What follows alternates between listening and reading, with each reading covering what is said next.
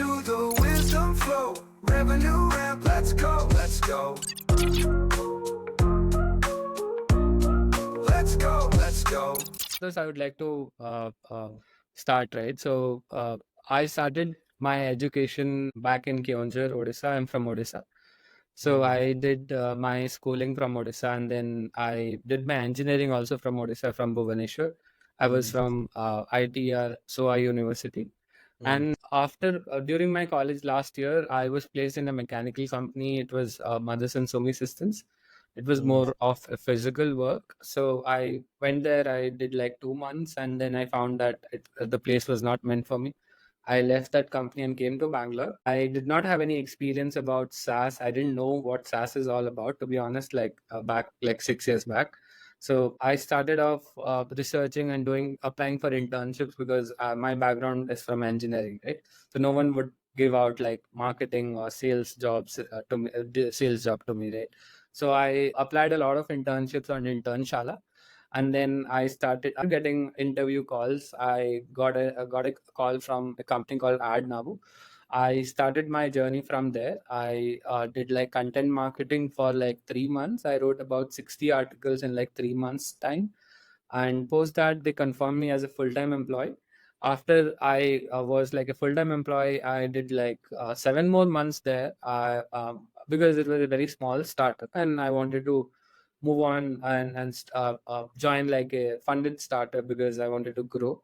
So that's when I started applying for jobs on Naukri and all over the place for a BDR role.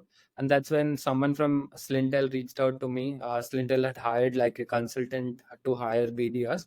So they reached out and they asked me if I would be interested in like the BDR role. I was like, yeah, because it was funded and Slintel had not announced the funding right then. They were about to announce. So they were looking for some BDRs to join in, and I joined Slintel as the first BDR. I did like 1.5 years of BDR role, and then after that, I was doing really well for the last 6 months of my 1.5 years journey. So I was the top performer in my team, and that's how the management decided to make me the manager. So I was like a BDR manager. I was able to handle like 10 to 14 BDRs back then in Slintel. And post that, we got acquired by Six Sense, and I joined Six Sense as the same role, BDR manager. I worked there for 1 more year. Overall, I worked from like in Slintel and Six Sense for like 3 years, and post that I joined Zluri as an account executive because my goal is to become like a CRO of a company or a head of sales kind of a role in the future. So I want to learn closing. That's why it got me interested, and that's why I started looking out for like account executive roles. And Zluri gave me a chance to become like an account executive, and I've been working with Zluri for the last 1.5 years, I would say. Yeah. That's about like a pretty much short answer to my journey of SaaS until now. Thank you so much, Rishav. So Rishav, as you covered, you were first a BDR, right? And then became an AE. So what is the difference between the two journeys that you can see, right? Uh, Sure. what are the pain points that you have seen changing from your role at Slintel to your role at Zluri now? Sure. At Slintel, my main objective was to get meetings for my account executive teams. I was able to perform really well. I mean, I was able to reach out to a lot of companies, and I booked like meetings for my account executive team. And with my, if I compare my roles at Slintel versus Luri, in Slintel, I was just booking meetings, but then those accounts were closed by my account executives. But then I wanted to get my hands dirty to be on the closing side as well. So I started learning slowly. I started learning how to take discovery calls, how to take demos, how to utilize band, medic, sales methodology to qualify prospects and get to the deeper level of understanding their pain points and solving their pain points to making them our customer, right? So that's the overall journey that I have learned at Slowly. Was not able to like do that in Slintel because, as I mentioned, I was doing like a BDM manager role where I was managing like a lot of BDRs there. So I wanted to get my hands dirty again, like in the sales process and how everything works in the AE side of things. That's why I think I would like to compare the roles like this. Yeah. And so any story of yours now while you were at Zluri, right? Where like you have converted a basically dying lead or basically warm lead or cold lead into a hot lead. Any struggling lead that you have converted into a hot lead? Yeah, sure. So there are times when prospects, because of the economic turndown that happened like a year has been going on, right? So even if the prospect wanted to buy the product, he was like not given the approval from the CEO.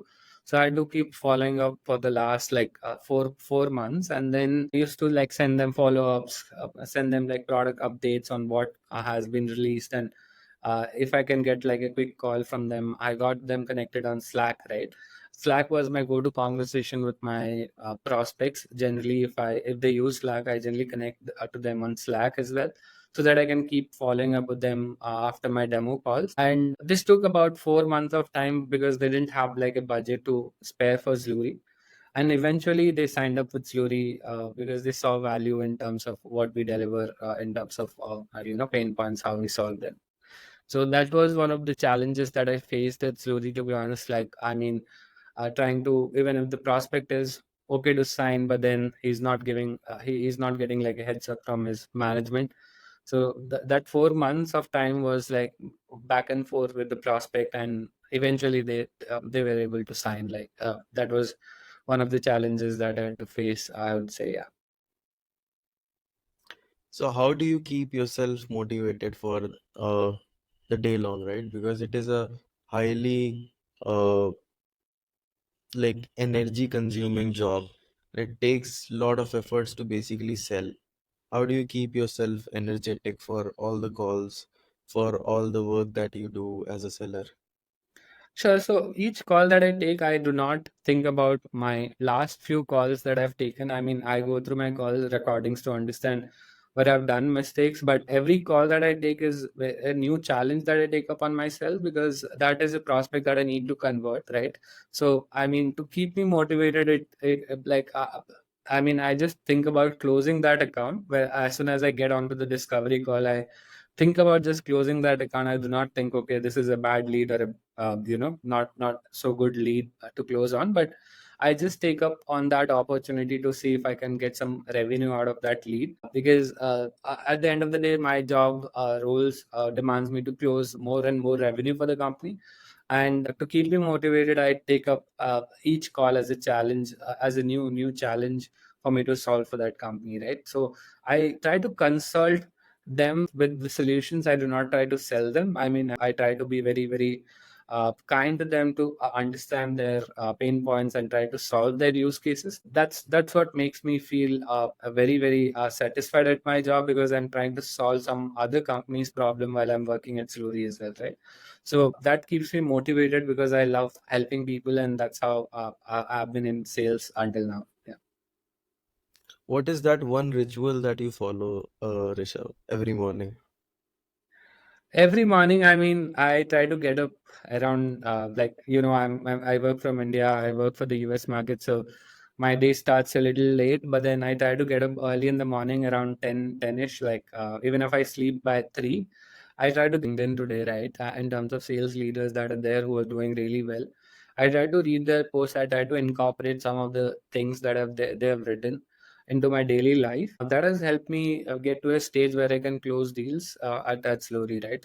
It helps me in terms of understanding what other people are thinking in the US market, because I work from the India market, but to learn the culture in the US market, you need to follow leaders and people who are being are there and doing the job, right? I mean, I try to like spend at least 15-20 minutes like in the morning scrolling through LinkedIn, reading out a lot of posts on LinkedIn to understand what they're going through and what they've written, right? So that is one of the things that I do as soon as I get up in the morning. Cool. What are the three tips that you would like to give to a new AE who is joining your team? I would like to say, even if prospects are not going to close, you should not get demotivated, and you should be just at that account. You should not lose hope. There are times when I have lost hopes on some of the account, but at the end of the day, they ended up closing. There was an account that I was working on. I lost hopes completely. There was no conversation for the last 2 months, and suddenly, since I'm connected on Slack, they texted me, "Hey, can you send me updated quote on this service?" Right? I was pretty excited because I was like a deal away from my targets, and that's how I was able to achieve my targets as well in terms of my targets achievement. So I think the first thing would be to not take rejections into your heart. I mean, rejections are a cup of tea in terms of sales. Either it's the account executive role or the BDR role. Rejections are a part of life, and we should always learn from rejections. We should try to understand why did not they move forward with us. Like the second thing I would say is to try to understand what was the reason the prospect did not move forward, right? Even if it takes about like 10 emails or 5 or 6 emails, whatever it takes, right? You should try to persuade and try to understand the reason of they not going with your company versus or not implementing the project at all, right? What was the reason taken to did not come up, right, while during the process of the whole deal cycle. So we try to understand that. And the third would be, say, trying to not negotiate a lot with the prospects. I think you should stand up with your values, what you deliver with your products, not give them a lot of discounts. I mean, discounts are part of sales, but I think when we give like a lot of discounts, the prospects assume we can give it like a lot of discounts after that as well. So I think we should stick to some of the discounts that we have, but other than that, we should not go really, really low to just close that account. I think we should stand up with the values that we are delivering with the product. No, makes sense, Rishabh. Uh, so basically now that you are in AE, right? Uh, what is the most annoying thing that you were doing when you were a BDR or SDR, right? And like you didn't like that work at all.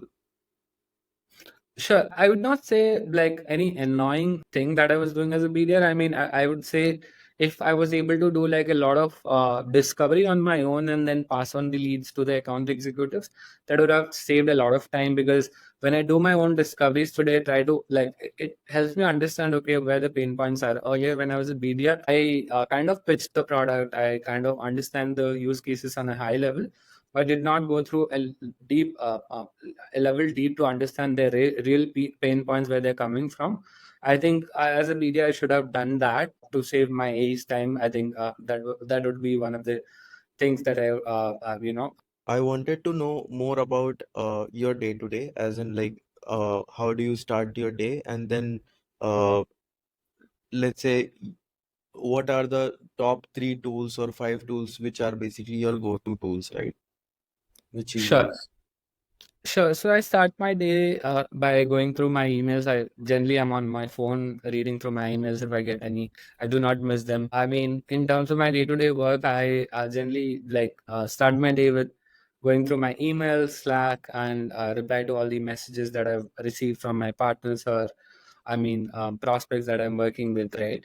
I try to reply to them, and then I go back to my Salesforce, because Salesforce is my like day-to-day tracker, right? So I go to my Salesforce, I try to see what are the accounts that are there on my pipeline. I try to follow up with them, and if they're on late stage, I try to follow up with them in terms of closures, right? How when they'll be signing on the contract and stuff like that. But after that, I try to take up like new discovery calls and the demos that I've done, like that have been scheduled by the BDRs on my calendar. So I go through that, and then if I find time, I try to prospect some of the accounts, targeted accounts that I have in my list. So I try to get some meetings out of that. Yeah, so that's my day-to-day roles at Zluri, right? I mean, I attend some of the internal meetings as well. But yeah, these are my day-to-day roles that I do. But in terms of tools that I use would be like Salesforce, LinkedIn Navigator, Apollo Data. Yeah, I mean, pretty much these are the three tools that I use. But yeah, Zoom is one more that everyone uses. So, but yeah, I mean, these are the three main tools that I use as Yep, thank you so much, Rishabh. So I have another question. Like now that AI is here, right? So Hmm. how do you think AI will be impacting it? There are a lot of tool coming in. So how do you see basically uh the workflows, the sales process getting improved or impacted? Sure. I think with the AI coming in, it has helped a lot of BDRs, a lot of AEs crafting emails. I've seen a couple of tools which helps you craft emails. If you like do like a write up or personalize.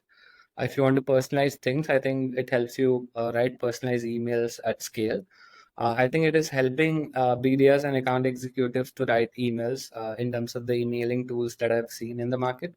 But in terms of other AI tools, I think it is going to help. Obviously, since AI is here, it is going to help. It is going to help in a many ways. I think it depends on what the tool is all about and what it does. Right. To be honest with you, I've just seen like a couple of tools, and I mean, I'm yet to experience a lot of tools in the market that is there still are being built for sales teams today. Majorly, we have seen like AI coming in and helping in email writing. What do you think?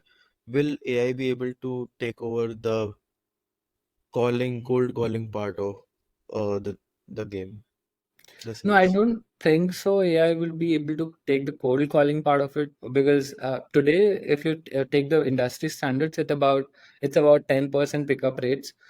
Say if you dial 100 numbers, 10 people will pick up your call. It's just for the US market that I'm speaking, right?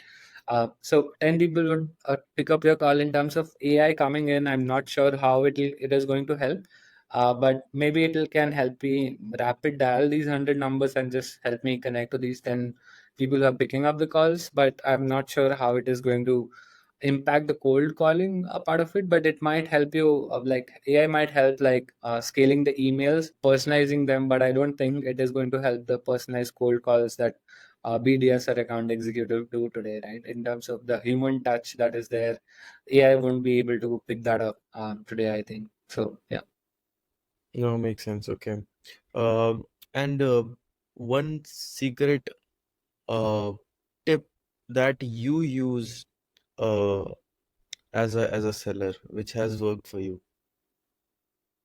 There's no secret tip, Ashutosh, right? So I think the best way to go about the sales role is to just be at it. All the hard works comes boiling down to like the closures that you do. Only thing is to do hard work in terms of just be at your game.